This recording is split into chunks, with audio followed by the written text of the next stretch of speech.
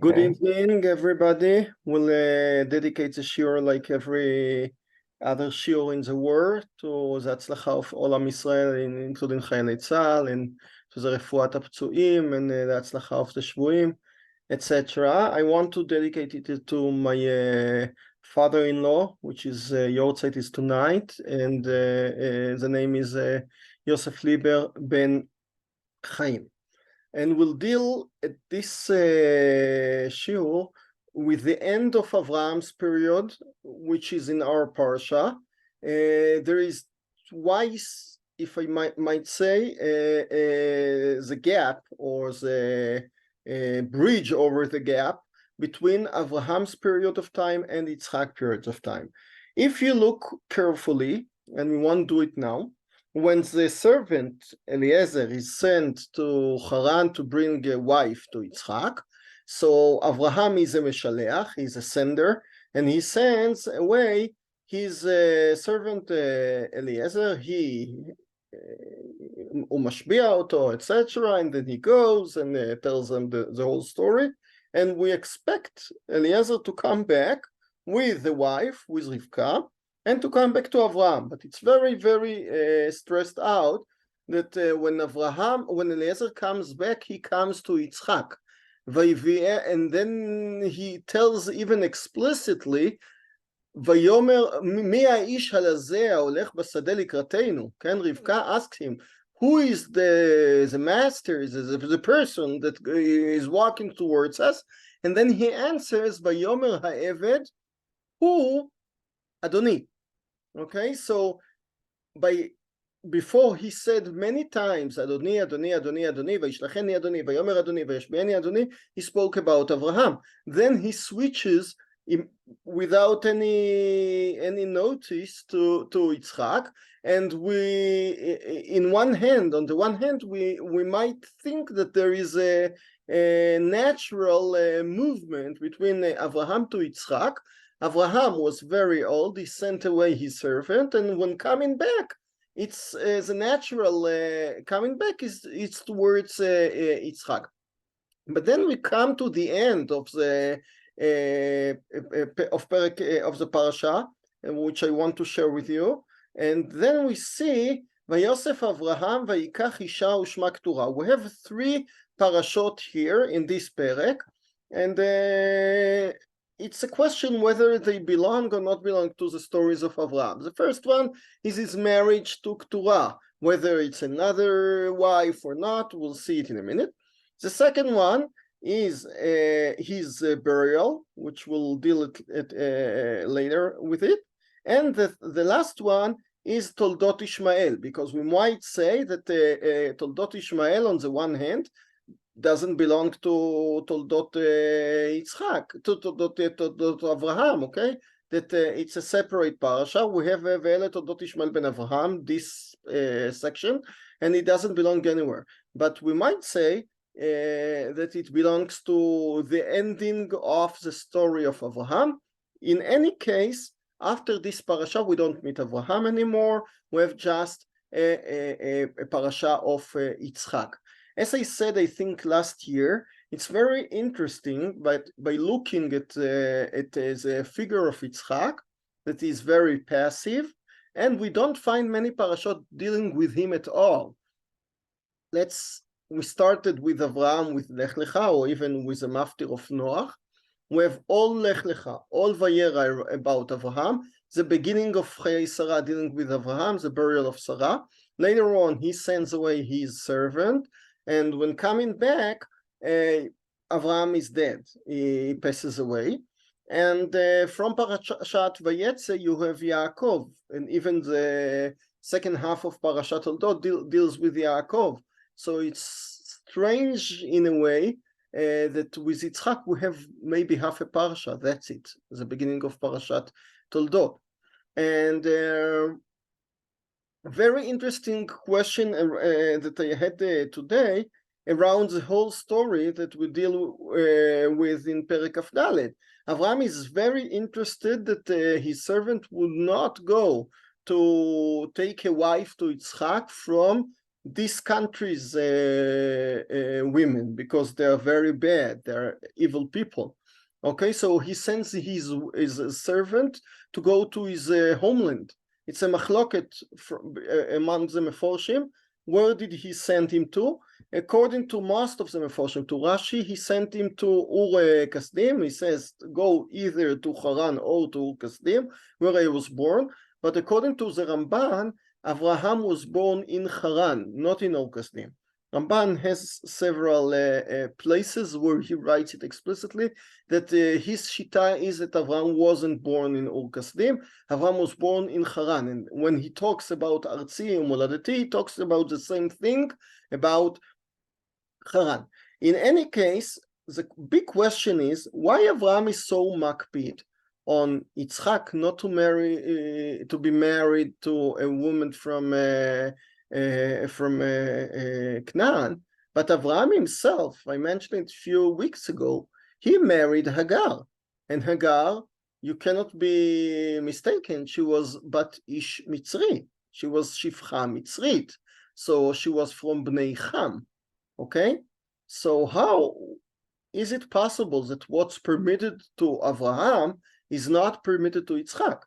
You might say that with Hagar, she was just a servant. She was just a shifcha or pilegesh or whatever you want. Whereas to Yitzchak, it's a real wife. Okay, that's a good answer. But Ramban says explicitly then by Hagar that Sarah offered Avraham a real wife, not a pilegesh, not a shifcha, a real wife. And Ramban says there explicitly that she was his wife. So you cannot say, you cannot differentiate by saying that she wasn't his real wife.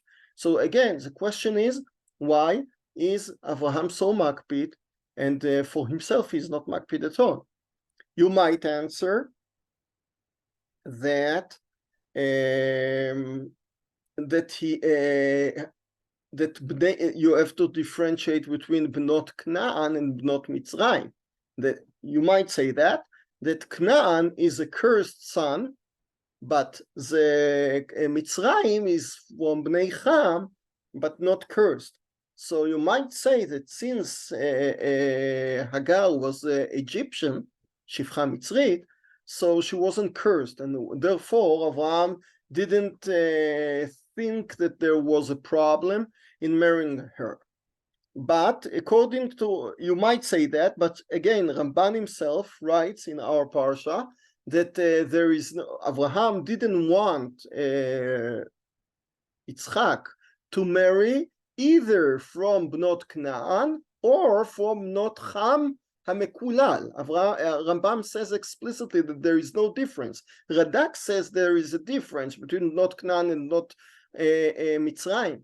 But according to Ramban, you shouldn't differentiate, and all the sons or the dynasty coming from Ham is cursed. Therefore, we have in Vayikra Yudchet, a famous mincha of Yom Kippur, that we say, Kemaaseh Eretz Mitzrayim, Asher Yeshavtem Ba Lo Ta'asu, that we have, the Torah hates either the behavior of Canaan or the behavior of Mitzrayim. So there is no real difference. They are both Canaan, they are both Egyptians, so Canaan both cursed, or Cush, all of them is cursed. They are all slaves, according to Ramban. So again and again and again, what's the difference between Avraham and Yitzchak? So I don't have a real teirutz. I can say many things. I can say that Avraham tried, and as I spoke 2 weeks ago about it, he tried to encompass, to be the master of all the world, to be a person that will be able to affect all the world, to be mekarevi to Avodat Hashem, and therefore he is a son of Shem, wants to marry out an Egyptian servant in order to make the link between Bnei Cham and Bnei Shem. But since Ishmael was cursed, and since it didn't go, and since Hagar didn't behave nicely to Sarah and Ishmael didn't behave nicely to Yitzchak. Therefore, he understood that there is a mechitza between him and Bnei Ham, and therefore Avraham said explicitly that he doesn't want anyone from Canaan. You might say as well another direction. I don't know. Each one you can. Can I ask you a question? Sure. I don't understand I don't understand much of the issue because from Hagar, Bnei Yisrael was not coming from Hagar anyway. Bnei Yisrael were gonna come from who Yitzchak marries. So wouldn't it be more of a concern to who you marry from where the Bnei Yisrael is going to come from as opposed to where the Bnei Yisrael is not going to be coming from? Okay, so your answer בעצם that since he knew that כי ביצחק יקרא לחזרה, so he didn't want the one that is יקרא לחזרה to be from. Okay, that's a good answer. The only problem with it is that by marrying out Hagar, it was on the time, you remember, on Perek Tetzayin, okay, or on Lech Lecha, when he didn't know that he would have another son. He didn't know that כי ביצחק יקרא לחזרה. When HaKadosh Baruch Hu spoke to him, as he says, Lu Ishmael, as you asked me, Mr. Aminov, at the end of last week's shiur, he says, Lu Ishmael יחיה לפניך. Okay, so in his perspective, Ishmael was or Hagar's descendants were the one to take over the world. So there is no real difference. You can't say that. After all, you can say that, but still, you might go in several directions, and each one of them has his own problem. You might say that it's a difference between before the Milah and after the Milah. Before the Milah, Avraham didn't have any problem with getting mixed with cursed Zerah.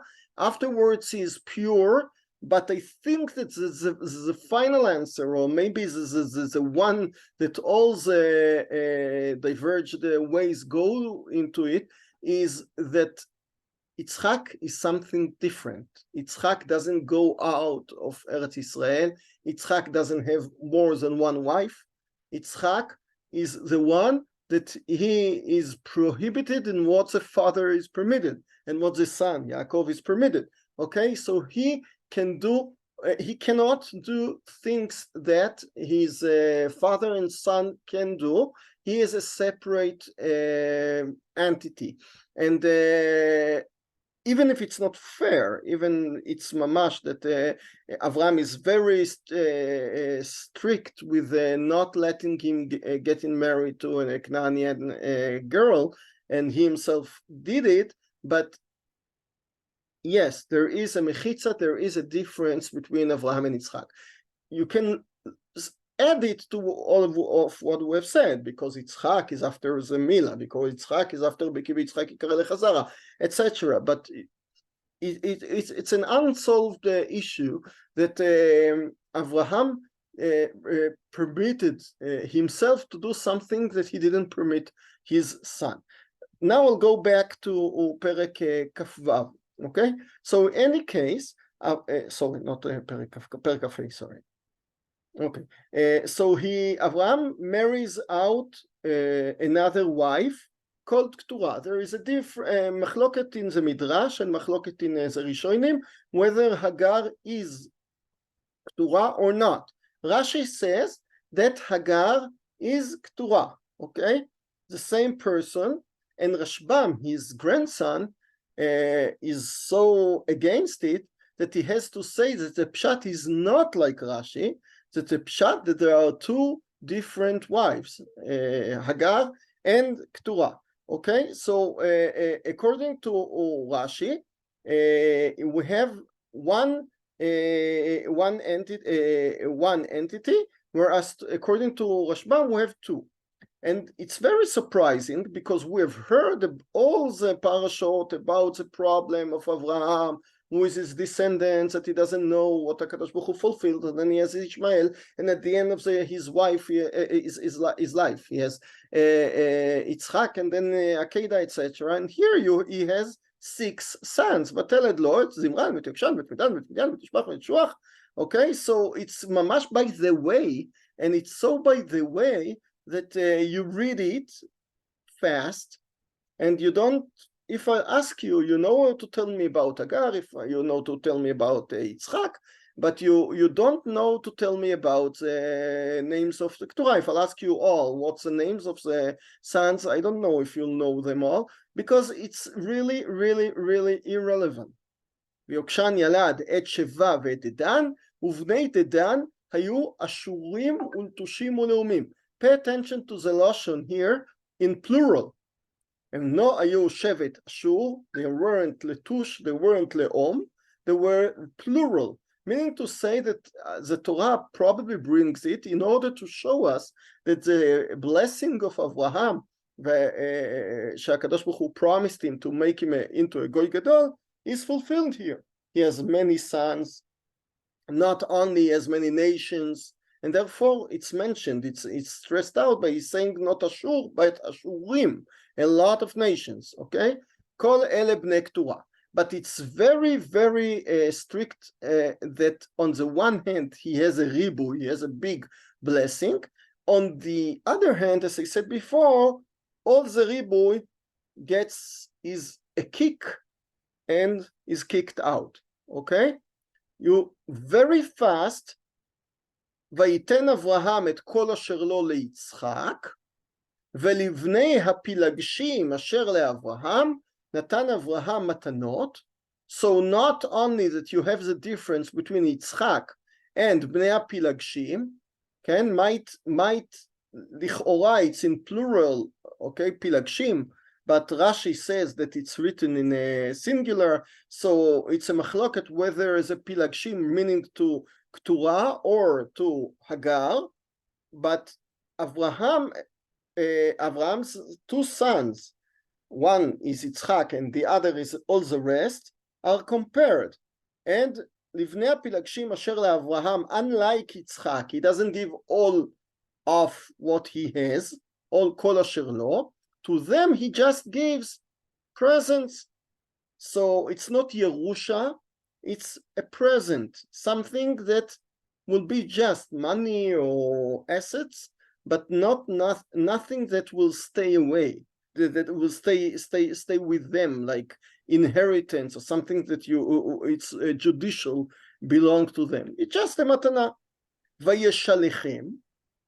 But unlike sending away the servant in order to marry out a girl to Yitzchak, so he doesn't send his sons in order to get married.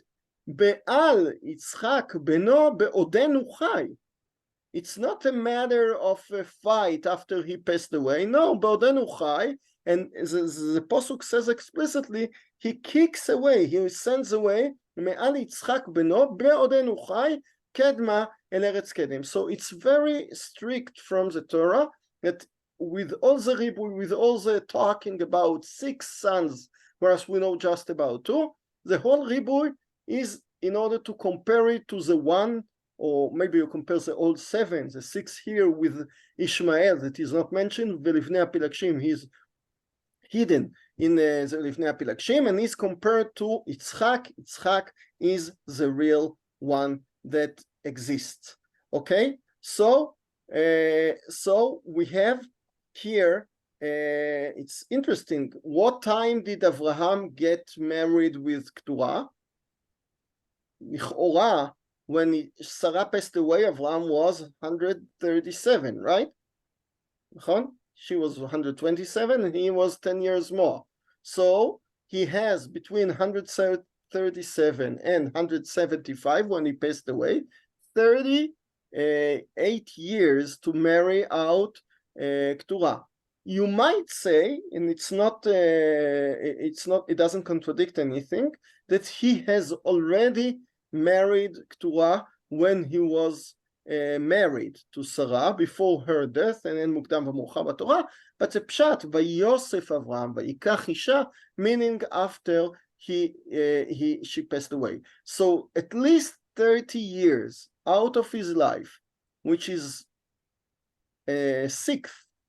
Okay, it's not not a short time of his life. You don't know anything. You read it in 5 psukim and go on, and you say that it doesn't interest us. And even though the Torah want to say that on the one hand we have a fulfillment of Av Hamon Goyim, okay, but on the other hand you have here the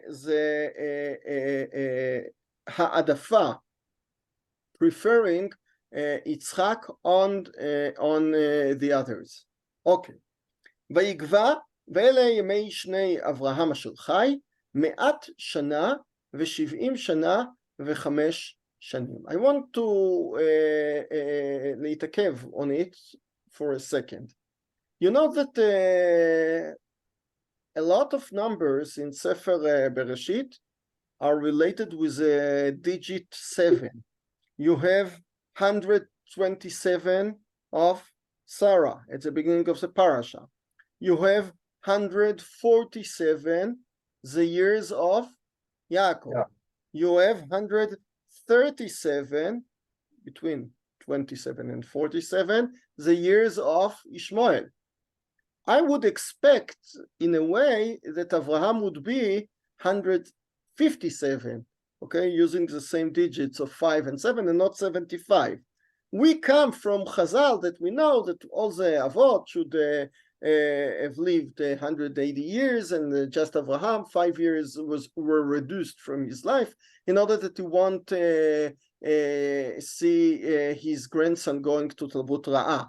But go from a different perspective, you might expect Avraham to be 157, okay? But writing 175 gives you the number of 175. And remember that at the beginning of Parashat Lech Lecha, we know that Avraham lived 75 years before he went out from Haran. You remember that we brought the Seder Olam, whether he went twice to Eretz Israel, 70 and then 75, but the explicit posuk at the beginning of Perek Yud Bet says that Avraham moved into Eretz Israel when he was 75. So now you can see that his life was separated into 2 or 3 parts. On the one hand, till the age of 75, he was Oved Avodah Zarah and then Baal Tshuva in Haran. Okay? From then on, HaKadosh Baruch Hu spoke to him, Lech Lecha me'artzecha me'motecha me'beit avicha, and then he had 100 years of being under the Ashgocha of HaKadosh Baruch Hu, without all the midrashim that even before he knew HaKadosh Baruch Hu. But when was HaKadosh Baruch Hu nigla alav? The pshat at the age of 75. So from then on, he had 100 years of till the year of 175, is passing away. On the other hand, you might say that till the age of 100, he was without son, without as a descendant, without a continuation of all his legacy. From the age of 100 till the age of 175, he had son, he has a continuation. If you want, I think it's a Chizkuni who says, Vayiyu Chayey Sarah, the Chizkuni says, Vayiyu Begimatria 37, because Sarah was alive just from the age of 90 till 127, when she had a boy. So probably he speaks about a woman that without a boy, her life isn't worth anything.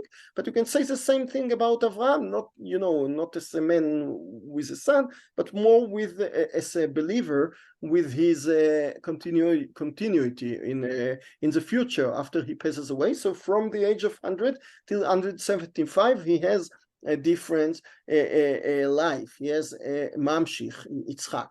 But now we can divide his years into 3 parts. Till the age of 75, Avraham was abroad in Haran or Ur Kasdim without any Kodesh Baruch Hu. From 75 till 100, he was in Eretz Israel with Ashgocha for Kodesh Baruch Hu and a promise to be blessed, but without a son. and then he had another 75 years from 100 till 175. He was with his son, blessed in Eretz Yisrael with Hashkochen.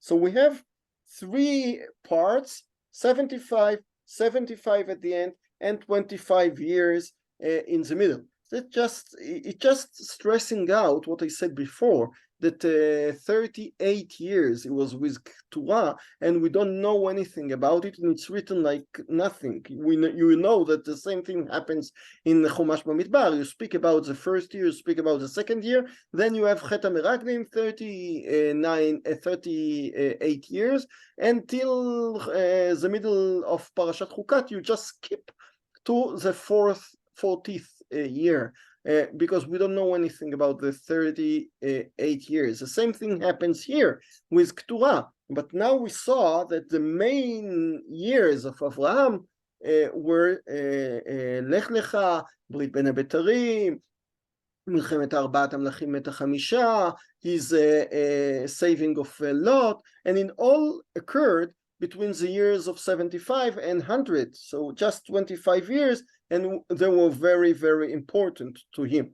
Here you see that 38 years in the Mikra are not mentioned bichlal, okay? What does the Torah tell us about the... Can I ask a question? Sure. So what do we know if we assume that Keturah is Hagar? So where was she in that period of time? And why did he have to take her again as a wife? I mean, what had been the how had the relationship curtailed initially? Because he expelled her and then the Malach told her to come again, and she gave birth to Ishmael, and then he expelled her again with Ishmael, okay, and then it's not written explicitly that she came back, okay? She went after Agar is expelled twice, right? One time in Perek Tetzayin and the other one in Perek Kaf Aleph. Last week was Parashat, the one that we read on the first day of Rosh Hashanah. So there at the end, she is expelled with Ishmael, but HaKadosh Baruch Hu promises, the Malach promises what he promises, but I'm pretty sure that she doesn't come back. So according to the Pshat, she was, she made problems, and she was angry at Avraham. Avraham was angry at her, etc. And when he expelled her after Sarah's piece of advice, she didn't want to come back, and he didn't want her to come back, or Sarah didn't want her to come back. Just now, after few years that she made tshuva, Sarah is not alive anymore, then she can come back. That's a pshat of Rashi. I think that Rashi doesn't say it explicitly here, but he says somewhere, I'm not sure that in this perek, that she made tshuva and she came back to him. Okay, so that's according to Rashi. As I said, Ramban doesn't like it, Rashban doesn't like it, Ramban doesn't like it, and they both say that it's two different wives. Rav Cahn. Yeah. Eric Vav says Lebnei Hapilakshim. Well, okay. So it wasn't Keturah must have been separate from Hagar. So Rashi explicitly says, look at Rashi on this pasuk. He says that according to his girsa, or there is a machloket what he meant, but Rashi says that it's in singular. So a lot of meforshei Rashi say that instead of a pilagshiyim, it's written a pilagshim, okay? And therefore Rashi says that it just implies just one pilegesh, okay? So Rashi leshitato, Ramban leshitato, look on ולבני הפילגשים, the same מחלוקת Rashbam, Ramban, Rashi, I don't remember who else, so exists there as well. According to Rashi, he has his own chidush that it's just one. According to Ramban, it's two. But by the way, the machloket is not rishonim. The machloket appears in the Midrash himself, Midrash Rabbah on this perek, Nuntet or Samech, Parsha Nuntet or Samech. So the Midrash says explicitly it was one or two. It's two shitot. Okay. Apparently, Rashi is the only one that has that girsa.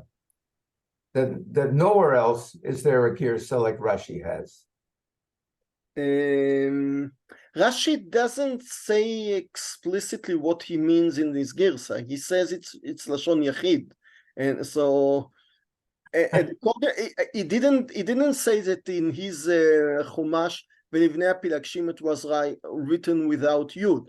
So I saw in chumash Torat Chaim that his commentators understand that Rashi is medayek that it's not written v'livnei apilagshim. As you say, you can say Yehudim, Jews, or you say Yehudiim, okay? In Megillat Esther, you have, I think, one time that it's written Yehudim, and we say Yehudim. So that's a pshat of the Meforshim, but it might be that Rashi had another girsa, maybe a mistaken girsa as well, that it was Velivnei Pelagshim, or without Yud, or Pelagshim at the end, as a Shim is without Yud, I don't know. But Rashi explicitly says that Keturah and Agar are the same. Ramban brings a posuk from Divrei Yamim. It's a big issue. לא כל כך חשוב to what I want to say.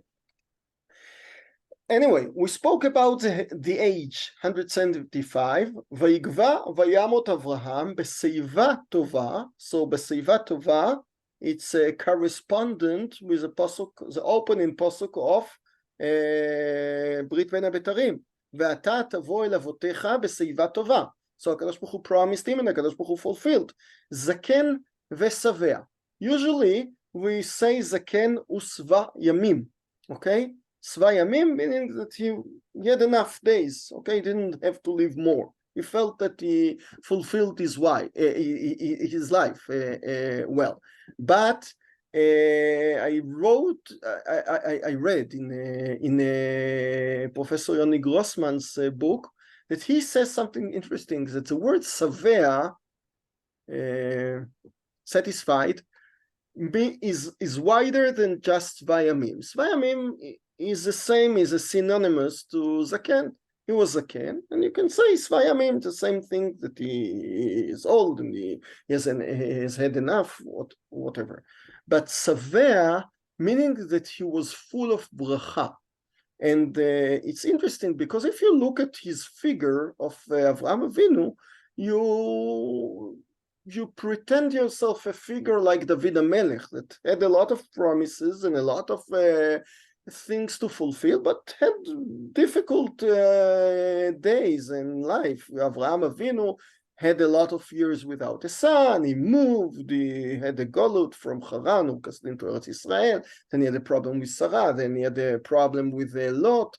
Milchemet Arbaat HaMelachim. The Ishmael, expulsion of Hagar, expulsion of Ishmael and Hagar. Akedah, all of these, to buy it. כן, 10 ניסיונות נתנסה אברהם ועמד בכולם. So he didn't have an easy life. Okay? And it's interesting that the Torah wants to tell us that Avraham Avinu dies zaken v'savea. So he felt as if all the brachot, all the blessings of HaKadosh Baruch Hu were fulfilled. He didn't have like Yaakov complaints, you remember, to Paro when he has a confrontation with him. So he says, מעט ורעים היו ימי שני חיי ולא השיגו את ימי שנות אבותיי בארץ מגוריהם. He has a lot of complaints against the Kadosh Baruch Hu to what he has done. I don't want to say that Avraham had a difficult life like Yaakov, okay, he had maybe less, but even though it's a very nice way of telling you that Avraham felt not just an old person, but blessed. He felt as if all the things that HaKadosh Baruch Hu promised him fulfilled, even though that he had many years without kids. זה לא הפריע לו. Okay? Let's go to the last נקודה that I want to see. And ויקברו אותו, כן, איפה זה? סורי. ויקברו אותו יצחק וישמעאל בניו, אל מערת המכפלה, and here you have a very very long פסוק מיותר לגמרי. You don't know where מערת המכפלה, so just go to the beginning of the parasha, אל שדה עפרון בן צוהר החיתי אשר על פני ממרא. And you don't know which field, השדה אשר קנה אברהם מאת בני חת. You have like, we called it in computers, recursive. You have one word, מערת המכפלה. What is מערת המכפלה? The one that was taken from a phone. What was taken from a phone? The one that אברהם had bought. Okay? שמה קובר אברהם ושרה אשתו. So it's very interesting how long can it be. Why? Because we know all the details about this מערה. Why do we have to write it again? It's very clear that Torah wants the ending issue here. Shama kubar Avraham v'Sara ishto. We have here Vayosef Avraham ushma vayikach isha ushma ktura. You might think that Avraham, you know, his wife passed away, whatever, one is expelled, whatever, and he had, he finished his life with another wife or the same wife, whatever, ktura.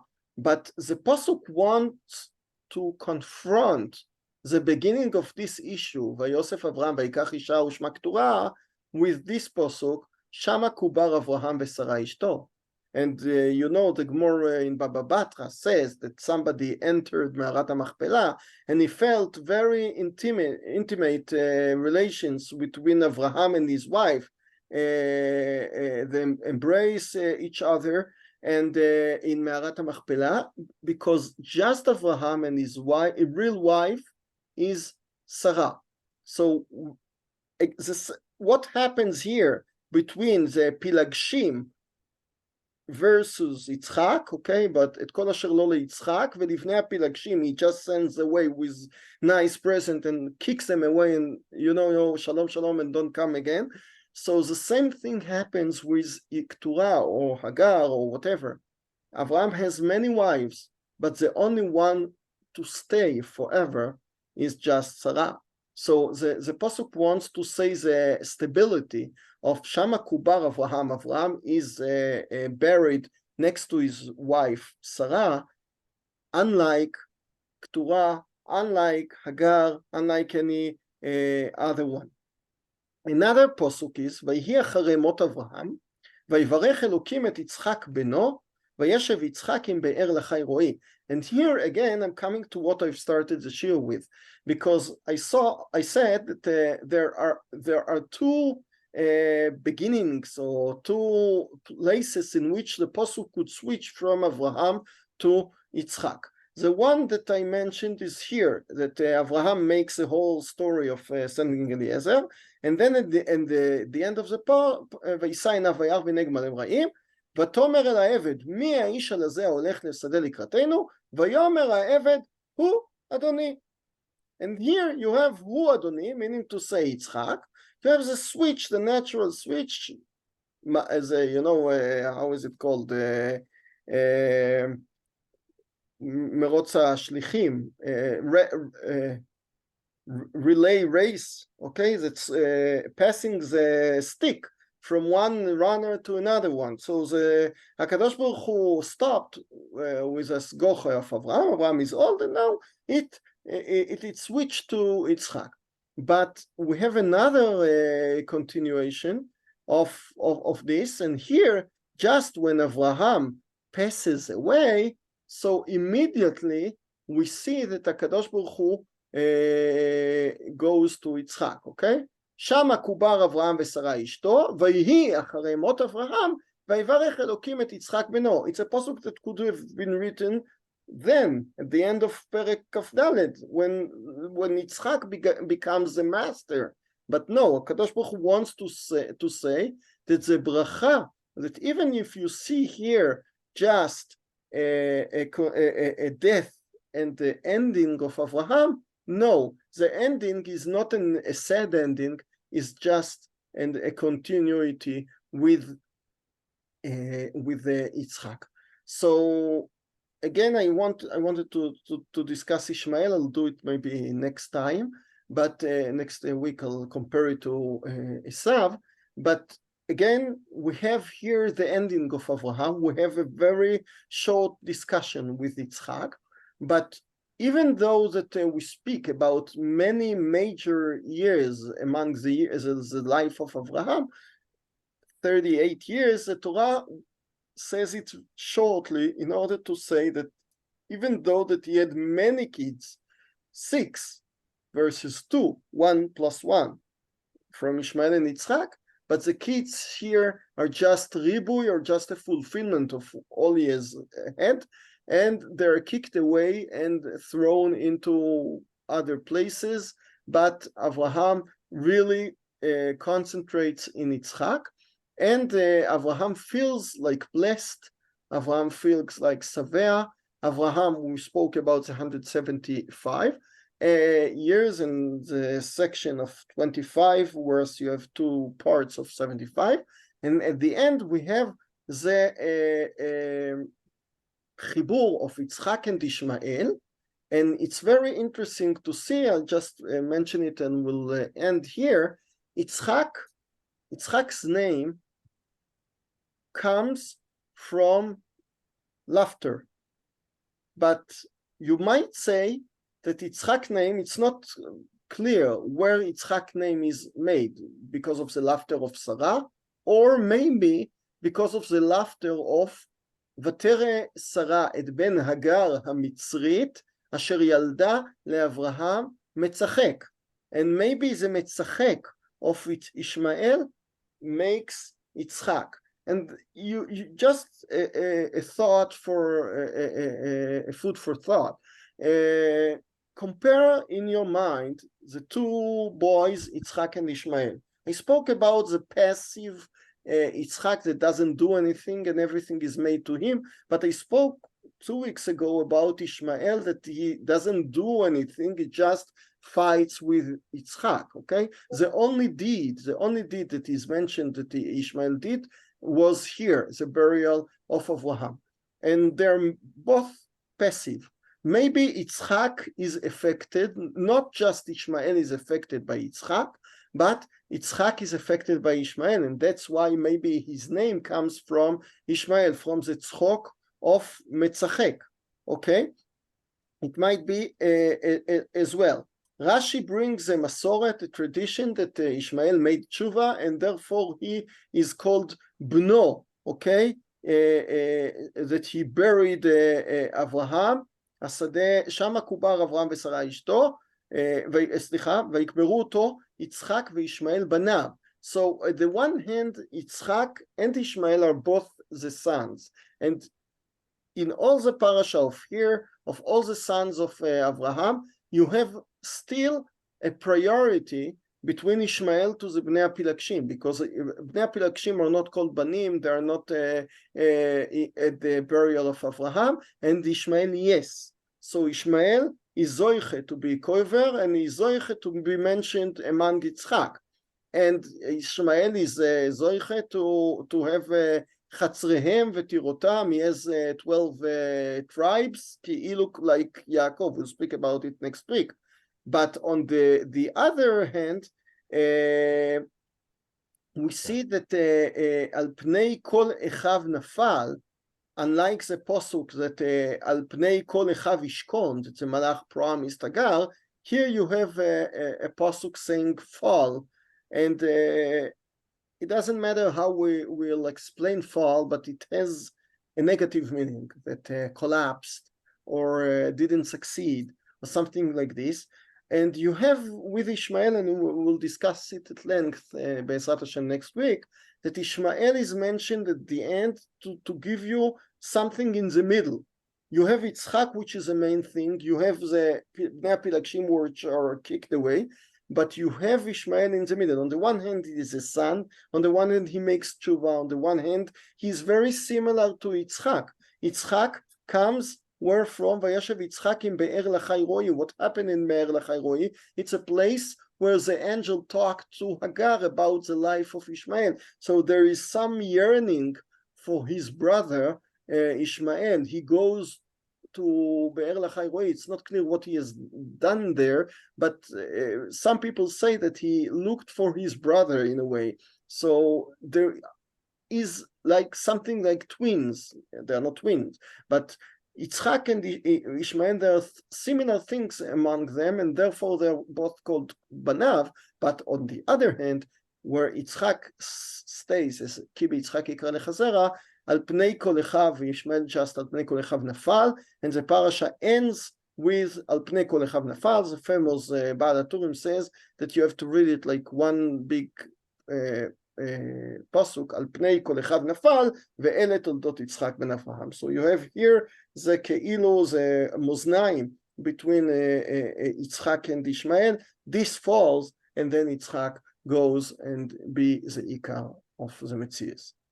ערב טוב. Thank you. Thank you. Thank you. לילה טוב, בשורות טובות. עם ישראל. ערב טוב.